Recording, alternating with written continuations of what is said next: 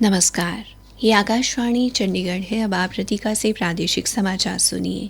सेवा और सुशासन यानी जनसेवा के लिए शासन के मंत्र पर चलते हुए प्रधानमंत्री नरेंद्र मोदी के नेतृत्व में सरकार परिवर्तन और प्रगति लाने के लिए अथक प्रयास कर रही है।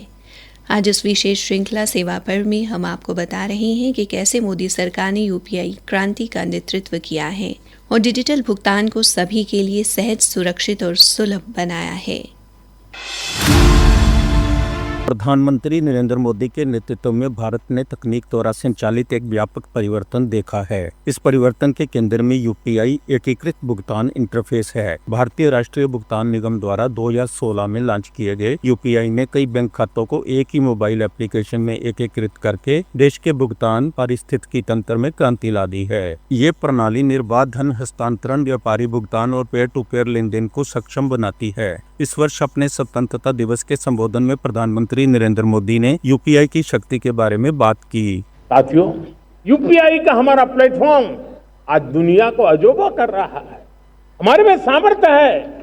रियल टाइम ट्रांजैक्शन में 50% अकेला भारत यूपीआई के माध्यम से करता है।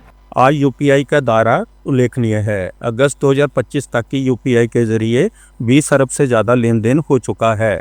दिल्ली के जूस विक्रेता रोहित ने यूपीआई की खूबियों की सराहना करते हुए कहा कि इसने पैसों के लेन देन को सहज बना दिया है और बैंकों में जाने की जरूरत को कम कर दिया है। जब से यूपीआई आया है तब से हम लोगों के जीवन में काफ़ी बदलाव आया है, क्योंकि यूपीआई से ना केवल हमारे को बैठे बैठे पेमेंट मिलती है, उल्टा हमारे को कहीं भी भेजने के लिए हमें कहीं जाना नहीं पड़ता, ना हमें बैंक जाना पड़ता, पैसा हमारे डायरेक्ट अकाउंट में आता है, टाइम सेविंग होता है। भारत की डिजिटल भुगतान क्रांति अब अंतर्राष्ट्रीय स्तर पर गति पकड़ रही है। वर्तमान में यूपीआई संयुक्त अरब अमीरात, सिंगापुर, भूटान, नेपाल, श्रीलंका, फ्रांस और मॉरिशस जैसे देशों में काम कर रही है। व्यक्तियों और व्यवसायों दोनों के लिए एक सहज, सुरक्षित और सुलभ प्लेटफॉर्म प्रदान करके यूपीआई ने वित्तीय समावेशन को बढ़ावा देने और देश को नकदी रहित अर्थव्यवस्था की और तेजी से बढ़ाने में महत्वपूर्ण भूमिका निभाई है। अश्विनी कुमार शर्मा, आकाशवाणी समाचार, चंडीगढ़।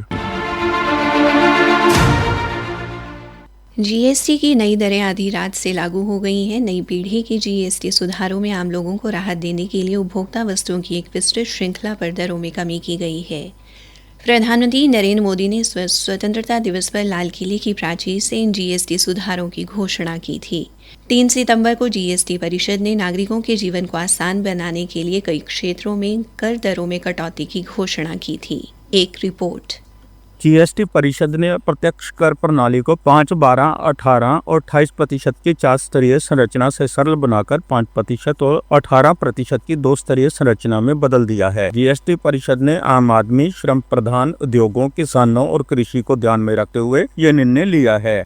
नए ढांचे के तहत उच्च तापमान वाले दूध, छेना, पनीर, पिज्जा, ब्रेड और चपाती सहित खाद्य पदार्थों पर कोई कर नहीं लगेगा। ट्रैक्टर, कटाई मशीनरी और खाद बनाने वाली मशीनों पर जीएसटी 12% से घटकर 5% हो गया है, जो कृषि क्षेत्र में एक महत्वपूर्ण कदम है। सरकार ने 350 सीसी तक के 2 पहिया वाहनों पर भी जीएसटी को 28% से घटाकर 18% किया है। छोटी कारें, जिन पर पहले 28% टैक्स लगता था, उन्हें नए जीएसटी सुधारों के तहत 18% कर दिया गया है।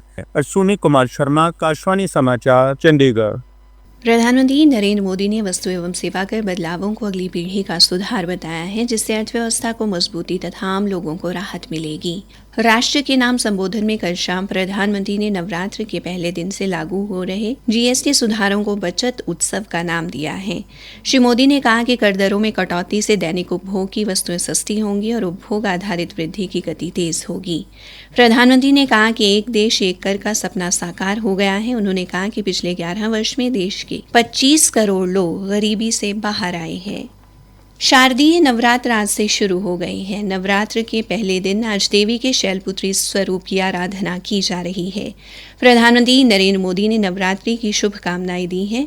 हरियाणा के मुख्यमंत्री नायब सिंह ने आज मनसा देवी मंदिर जाकर मां की पूजा अर्चना की और सभी के लिए मंगल कामना की। इसी के साथ ये समाचार बुलेटिन समाप्त हुआ।